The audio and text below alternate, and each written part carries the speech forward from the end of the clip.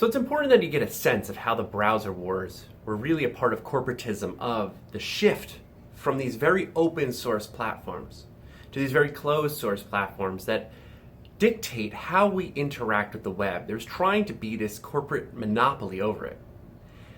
Towards the end of the semester, you'll understand this a little bit better with how corporatism really drives what we decide upon.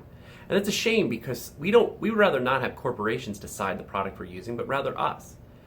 But very often the corporations buy out the ones that aren't there, and this is what ends up happening as our choices become limited. This is part of the nature of capitalism. But participatory culture still exists, albeit within the structure of corporatism. So the way that the camcorder kind of created that participatory culture of visual media and allowed users to kind of like interact in a certain way.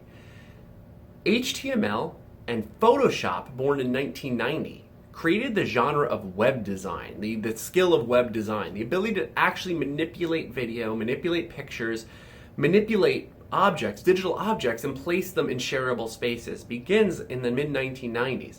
And so this is important because now people could actually make their own web pages. They can make their own spaces. One of the links I want you to visit is GeoCities Archive, the OO Archive. I think it's important that you guys get to see this GeoCities Archive because this was really the first social network. It was really a space for people to create their own websites and create spaces for them to emote, leave archival material, put up their fandoms, and create what is now known as like our World Wide Web with multiple sites. Except the GeoCities were basically a cycle that you could live within.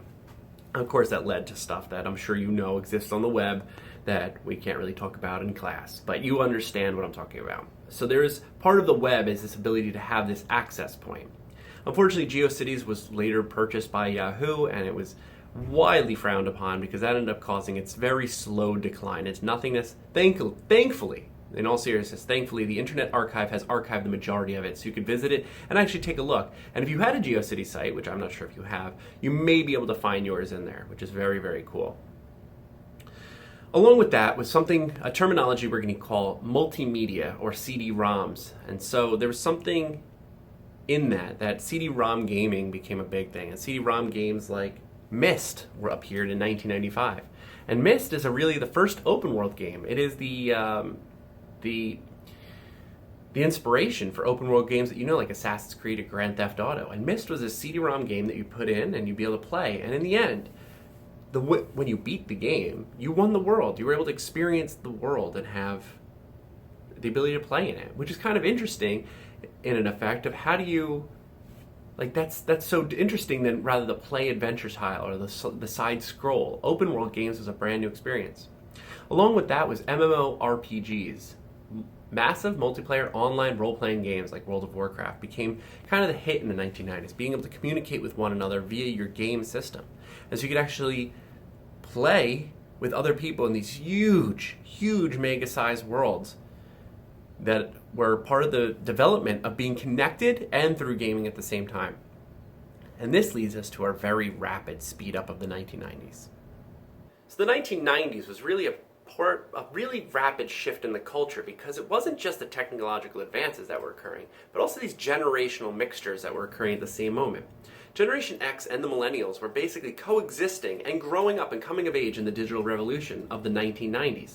Gen X is really anywhere between 1963 and 1983, and millennials is really 1980 born to 2000-ish. So they were both coming of age in different ways through either some of their teenagerdoms or some of their young lives, and some of them through the shift in like their late 30s or their 30s, and seeing how these things really affected their lives. And you could actually see a lot of this culture in two different ways. One of them is through watching the movie Clerks, and you can actually see that a lot of the slacker type of mentalities were occurring in that. But that same type of slacker mentality also had a different side that created the cyberpunk kind of movement. This look that you'll see in The Matrix as like almost goth-looking idea of like being really into computers, being really connected in a different way. These people who are really into the way that culture was shifting with technological advances at once. They were taking the cyber utopias of the 1980s that the boomers had, which is like shown in Neuromancer with William Gibson, the cyberspace utopias, and really trying to put those into action.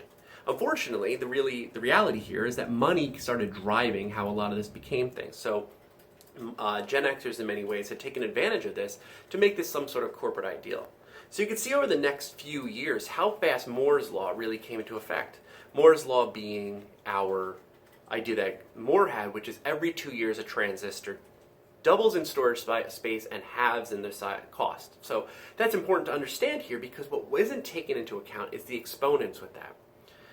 Moore didn't really think about the fact that if it was every 2 years, eventually exponentially it'd be every 1 year, and then every 6 months, and then every 3 months, and then so on and so forth, until it's every second a new advancement's happening.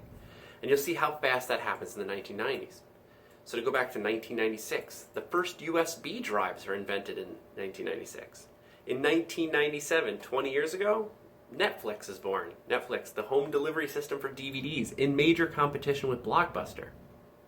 It's amazing, right? It's a 20-year-old product at this point, and well, I guess you could tell who won. The end video today is going to be a little cute video about how you tell somebody about Blockbuster in the future.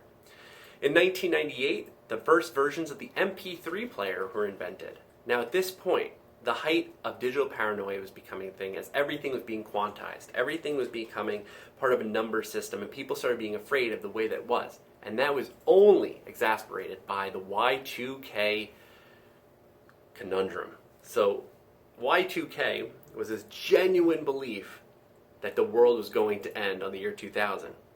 And that was because when digital computers were invented in the 20th century, they made 2 digits, 00, 98, 99, and then what happens when it goes to 00? And the belief was that it would think it's 1900. Pre-electricity, but pre-computerization, and all the machines would shut down just because their brains wouldn't be able to handle that type of information. Completely mind-boggling in this case, but many people, in this short video you'll see in a second, about 10% of the population believed it was going to be over. So you watch this video to kind of get a sense of what that was like.